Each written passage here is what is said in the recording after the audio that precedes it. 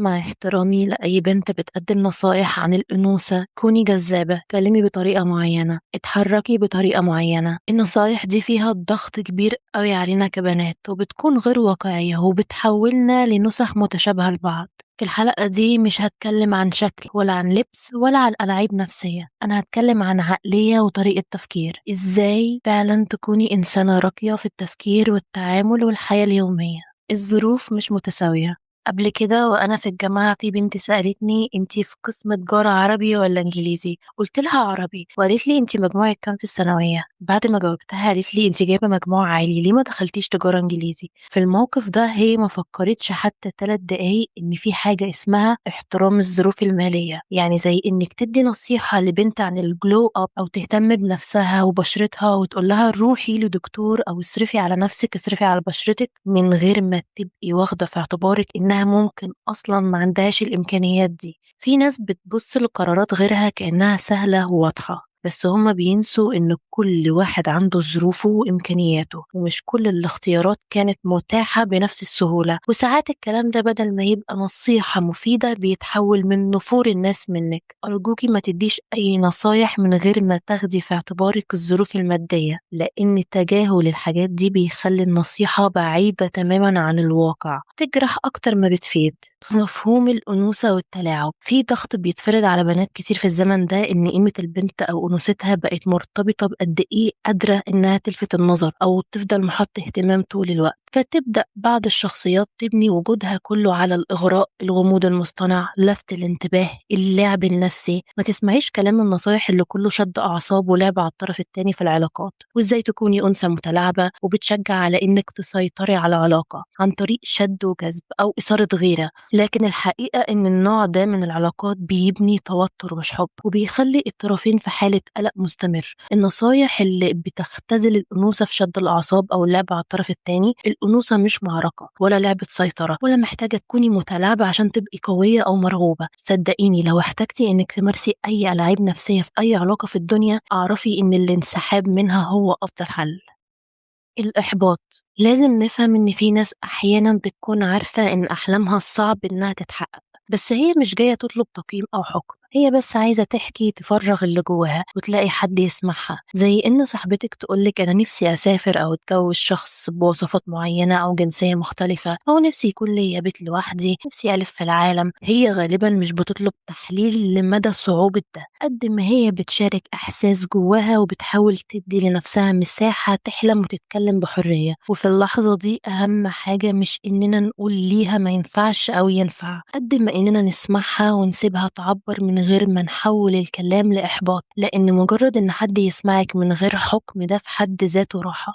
وهم الأضواء، في ناس بتحس بقيمتها من كمية الاهتمام اللي حواليها، فبتفضل طول الوقت تستعرض مين بيحبها، مين بيجري وراها، مين بيغير منها، مين نفسه يوصل لها. أكيد قابلك في حياتك البنت اللي مفكرة إن الناس كلها بتحسدها والبنات كلهم بيغيروا منها. هي بتخلق لنفسها وهم إنها مستهدفة أو محسودة عشان تحس بقيمتها وثقتها بنفسها، وكأن الناس بقت وسيلة لإثبات إنها مهمة. الإنسانة الراقية بجد عمرها ما تعيش بالعقلية دي، لأنها فاهمة إن الناس عندها مشاكلها وحياتها وانشغالاتها، وإن مش كل تصرف حوالينا له علاقة بيها أصلا. خلي عندك سلام داخلي إنك مش محتاجة تستخدمي الناس عشان تحسي بقيمة نفسك.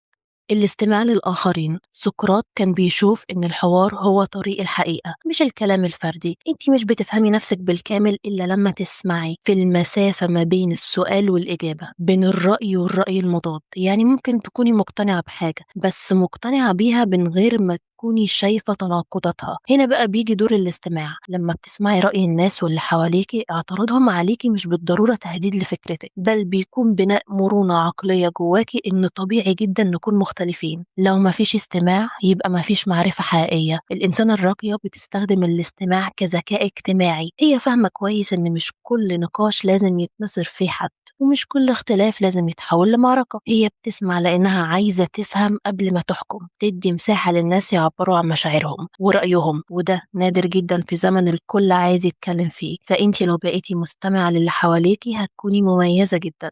أنا عارفة إن في ناس كتير هتعترض على الجملة دي، بس ما فيش حاجة اسمها أنا دبش في الكلام وهي دي طريقتي. الإنسانة الراقية ما ينفعش تحرج حد، تتريق على لبس حد، شكل حد، طريقة كلام، ديانة أو مستوى اجتماعي تحت بند الهزار أو خفة الدم أو حجة أصل أنا دبش في الكلام استحملوني. لو أنت فعلا عندك مشكلة إن كلامك دبش أو بيجرح اللي قدامك فده مش حاجة يتفاخر بيها أو نبررها، يبقى لازم تصلحي من نفسك. الإنسانة الراقية لما بتشوف في القعدة شخص بيتعرض للإحراج هي ما بتسكتش ولا بتتفرج، هي بتدافع عنه من غير ما تزود إحراجه، لأنها فاهمة إن كرامة الإنسان مش مادة للهزار ولا وسيلة لإثبات إن إحنا قد إيه روشين وبنعرف نهزر. العادة الاجتماعية المنتشرة هي إن ناس كتير بتتعامل مع حياة غيرها كأنها مساحة مفتوحة للنقاش. في فرق كبير بين إنك تفهمي الناس وتتدخلي في تفاصيلهم، إنك تسمعي الناس وتلاحظي مشاكلهم لكن ما بتحوليش ده لنصائح غير مطلوبة أو أحكام شخصية أو فضول مزعج أو أسئلة ملهاش لازمة. هي ليه لابسة كده؟ هي ليه ما اتجوزتش لحد دلوقتي؟ الشخص الراقي مدرك إنه مش كل سؤال لازم يتسأل ولا كل فضول لازم يتبع ومش كل موقف محتاج تعليق. إثبات الذات طول الوقت. الإنسانة الراقية مش لازم تدخل أي مكان وهي حاسة إنها لازم تبقى الأجمل، الأذكى، الأكتر حضور. لو في حد أجمل منها مش بتتوتر ولا بتحس بتهديد، ولو في حد أنجح منها مش بتقلل منه ولا تحاول تسحب منه قيمته. إنما الشخص اللي مش متصالح مع نفسه غالبا بيبقى عايش في حالة دفاع مستمرة، بيبالغ في إثبات نفسه طول الوقت، بيتضايق بسرعة من أي نقد،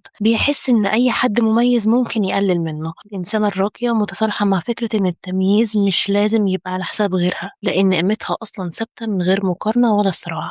مش بتمشي ورا القطيع. الناس غالبا بتجري ورا الحاجة اللي تديهم قبول سريع، رأي منتشر، شكل متكرر، حتى مشاعر بقت مستنسخة. أما الإنسانة الراقية مشغولة بحاجة أهم، إنها ما تخسرش نفسها وهي بتحاول تكسب الناس. هي مش ضد المجتمع ومش داخلة حرب مع المختلفين عنها، بس هي عندها شجاعة نادرة في إنها قبل ما تعمل أي خطوة تسأل نفسها هل ده شبهي فعلا؟ هل أنا مرتاحة في اللبس ده؟ ولا مجرد إنه نازل ترند؟ هل ده فعلا أسلوبي في الكلام ولا أنا بعمله عشان أرضي الناس؟